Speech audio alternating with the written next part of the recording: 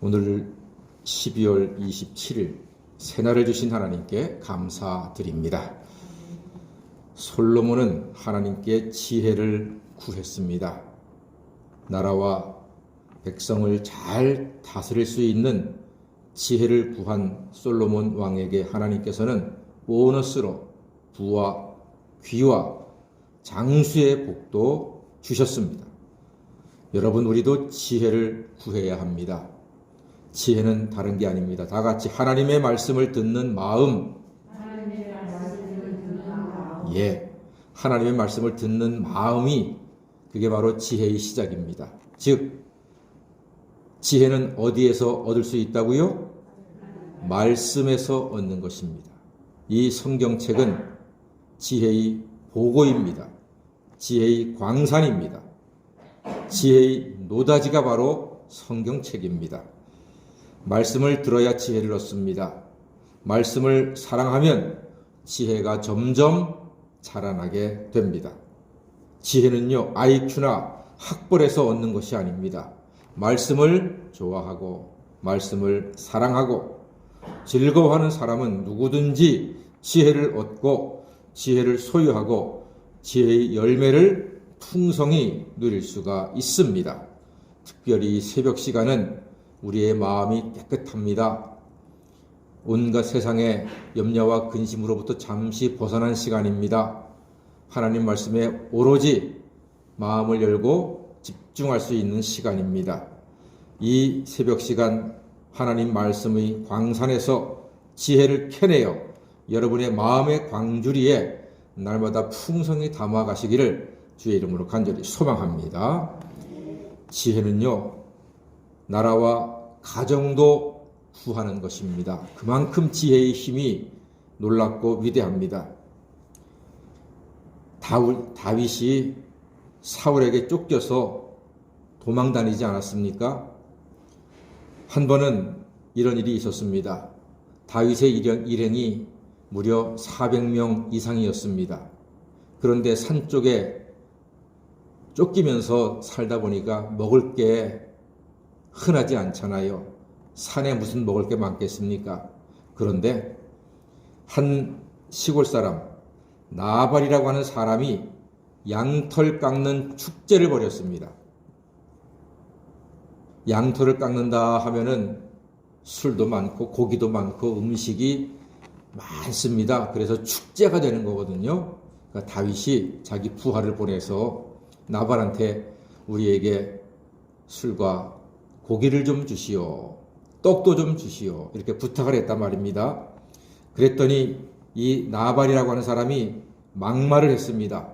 근본도 모르는 불량배들에게 떡과 고기를 나누어 줄 수 없다. 이랬습니다. 그런데 다윗이 누군지는요, 삼척 동자도 다 알아요. 골리앗을 때려 눕히고 나라를 구한 사람이 다윗이라는 사실을 모르는 사람은 없습니다. 그런데 이 나발이 간이 배 밖으로 나와도 유분수지 그 다윗을 모른다고, 심지어 불량배라고 이렇게 모독을 했습니다. 다윗이 그 말을 듣고 진노했습니다. 자존심을 건드렸거든요. 그냥 못 주겠다 하면 되는데 불량배들에게는 내가 없다 이러니까 자존심이 확 상해가지고 부하들한테 칼을 차고 가자. 내일 아침까지 나발의 가문에 남자들의 목이 붙어 있으면 하나님이 나에게 벌을 내릴 것이다. 이러면서 남자들을 치러 갔습니다. 그 이야기를 그의 아내 아비가일이 들었습니다. 이제 큰일 났지요. 그래서 그의 와이프, 나발의 와이프 아비가일이 음식을 풍성히 준비해가지고 얼른 달려가서 다윗을 만나서 말에서 내려가지고 무릎을 꿇고 이야기합니다. 우리 남편이 많이 모자랍니다. 제발 용서해 주시고 내 주 다윗의 손으로 피 흘리는 죄를 범하지 마시기 바랍니다. 하고 간청을 했단 말입니다. 그때 다윗이 마음이 누그러져서 당신이 아니었으면 나발과 그의 남자들은 오늘 밤 다 죽었을 것이요 하고 용서합니다. 한 여인의 지혜로움으로 재앙이 그친 것입니다. 지혜로운 말이 이렇게 중요합니다. 우리 새벽 성도님들, 감정대로 성질대로 하고 싶은 대로 입으로 막 배설하듯이 막 쏴붙이는 사람이 아니라 한 번쯤 숙고하고, 하나님, 제가 지금 이 말을 해도 되겠습니까? 하나님, 합당한 말을 내어주십시오 하고 짧은 시간이지만 하나님을 의지하고, 하나님이 이 말이 덕이 되겠습니까? 이 말이 우리 관계에 유익이 되겠습니까? 하나님께 지혜를 구하고 지혜로운 말로서 아름다운 관계를 만들어 가시는 하나님의 사람이 되시기를 바랍니다. 그 지혜자 이야기가 오늘 14절, 15절에 있거든요. 자, 전도서 9장 14절, 15절 우리 한번 크게 읽어보겠습니다. 시작. 곧 있고 인구가 많지 아니한 어떤 성읍에 큰 왕이 와서 그것을 애워싸고 큰 흉벽을 쌓고 치고자 할 때에 그 성읍 가운데에 가난한 지혜자가 있어서 그의 지혜로 그 성읍을 건진 그것이라. 그러나 그 가난한 자를 기억하는 사람이 없었도다. 예, 이게 바로 나발의 이야기, 아비가일의 이야기처럼 지혜가 성읍을 건진 것이다. 지혜가 가문을 건진 것이다. 그 이야기를 하고 있습니다. 여러분, 지혜가 가정을 살리고 가정을 왕성하게 하고 가정을 풍성하게 하는 힘이 될 수 있습니다. 아무리 돈이 많아도, 아무리 지식이 많아도, 아무리 학벌이 좋아도 지혜가 없으면 그것을 온전히 누리고 즐거워할 일이 별로 없습니다.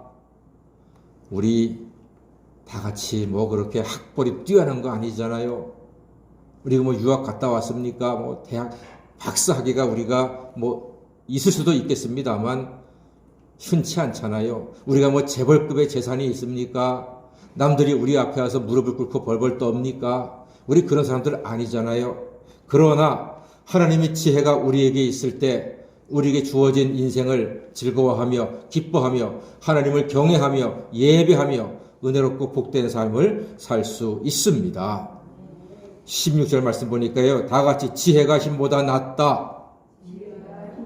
예, 지혜가 힘보다 낫다고 했습니다.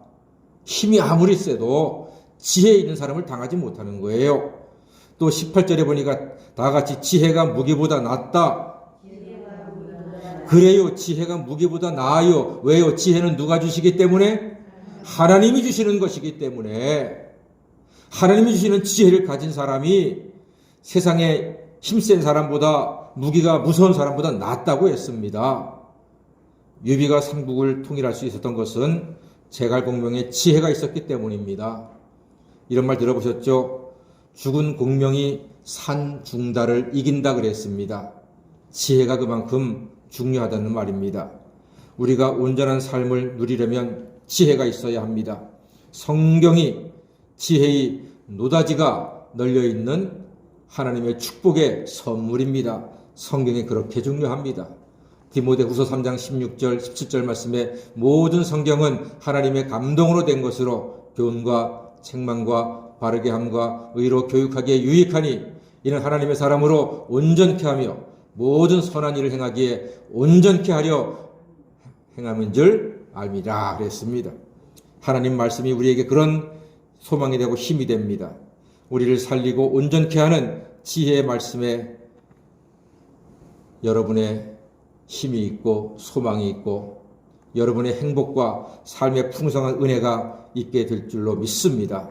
말씀의 지혜로 매일매일 온전한 인생길을 담대히 걸어가시는 하나님의 자녀가 다 되시기를 주의 이름으로 간절히 축원합니다. 아멘.